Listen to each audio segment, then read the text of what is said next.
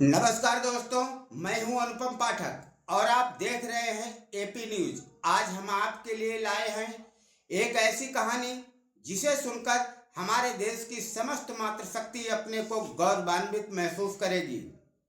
हमारे देश के अमर क्रांतिकारी भगवती चरण बोरा की पत्नी दुर्गा भाभी की जैसा नाम वैसा काम, साहस, निडरता, निर्भीकता जैसे गुणों से परिपूर्ण दुर्गा भाभी एक सच्ची देशभक्त नारी थी।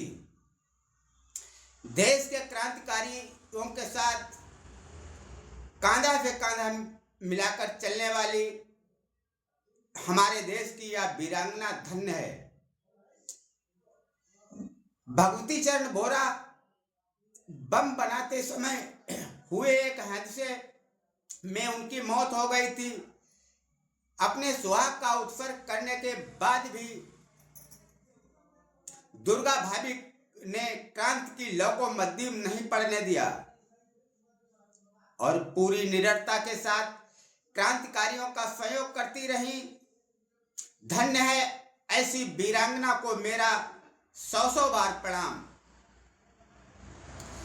अंग्रेज सरकार द्वारा लाए गए काले कानून साइमन कमीशन का विरोध प्रदर्शन करने के दौरान पुलिस की बर्बरता से लाला लाजपत राय की हुई मौत से देश के समस्त क्रांतिकारी युवाओं का खून खौल उठाया और उन्होंने सैंडर्स वध की योजना बनाई और आखिरकार वो एक दिन आ गया।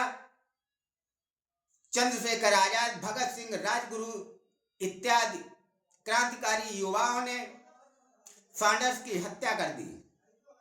सैंडर्स की हत्या की खबर जैसे ही लाहौर में फैली तो पूरे लाहौर को छावनी में तब्दील कर दिया गया। चप्पे चप्पे पर पुलिस की पैनी नजर थी।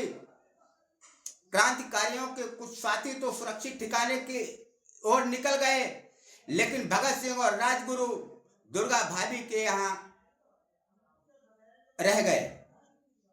दुर्गा भाभी ने इनको सुरक्षित निकालने के लिए एक योजना बनाई। भगत सिंह को एक अंग्रेज अधिकारी के रूप में भेष बदलकर तैयार किया, स्वयं उनकी पत्नी बनी और अपने 3 साल के बच्चे को गोद में लेकर राजगुरु को सहयोगी के रूप में पुलिस को चकमा देते हुए भटिंडा रेलवे स्टेशन की तरफ प्रस्थान कर दिया और वहां से कलकत्ता जाने वाली ट्रेन पर सवार होकर कलकत्ता के लिए तीनों लोग निकल गए।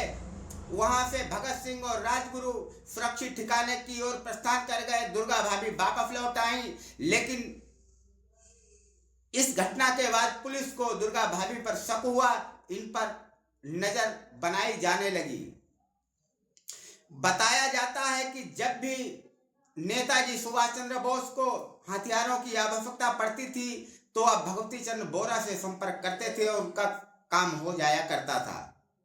चंद्रशेखर आजाद के पास जो अंतिम समय में मौजर था वह भी दुर्गा भाभी ने मुहैया कराया था।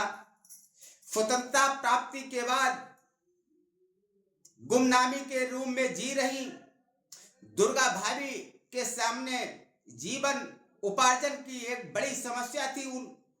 इस विषम परिस्थितियों में भी उन्होंने हार नहीं मानी और एक विद्यालय में अध्यापन कार्य शुरू किया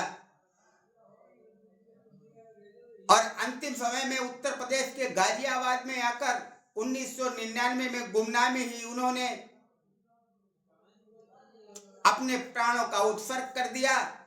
धन्य है भारत माता की कोख में जन्मी ऐसी वीरांगना को मेरा 100 बार नमन। जय हिंद, जय भारत, वंदे मातरम।